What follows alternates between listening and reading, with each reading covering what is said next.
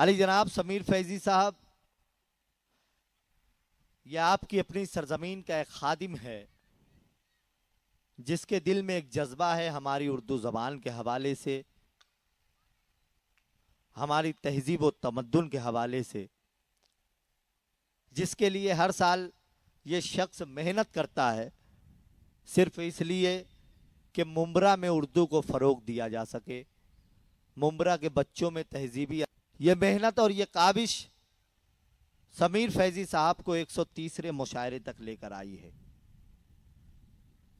میں بڑے دعوے کے ساتھ ایک بات عرض کر سکتا ہوں کہ پورے ہندوستان میں شاید ایسا کوئی شخص ہوگا جس نے اپنی ذات سے 130ویں مشاعرے کیے ہوں محنت اور جدوجہد سے۔ یہ نام آپ کی اپنی سرزمین کا نام ہے جو محنت کرتا رہا۔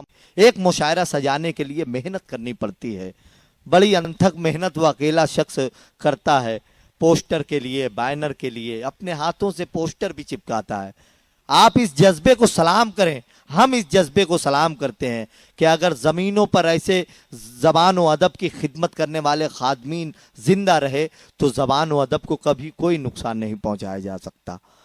میں سلام عرض کرتا ہوں سمیر فیضی صاحب کو، اور اس زمین کو سلام کرتا ہوں، اس لیے کہ آدمی جو کرتا ہے وہ اس کی اپنی زمین کا رنگ ہوتا ہے۔ یہ زمین ممبرا کی زمین ہے جہاں کے فٹ پاتھ پر سونے والے لوگ سرزمین ممبئی کی رونق اور آسائش کا سامان مہیا کرتے ہیں۔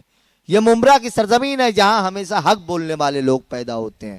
یہ ممبرا کی سرزمین ہے جہاں سے انقلاب کا نعرہ سب سے پہلے ممبئی میں دیا گیا۔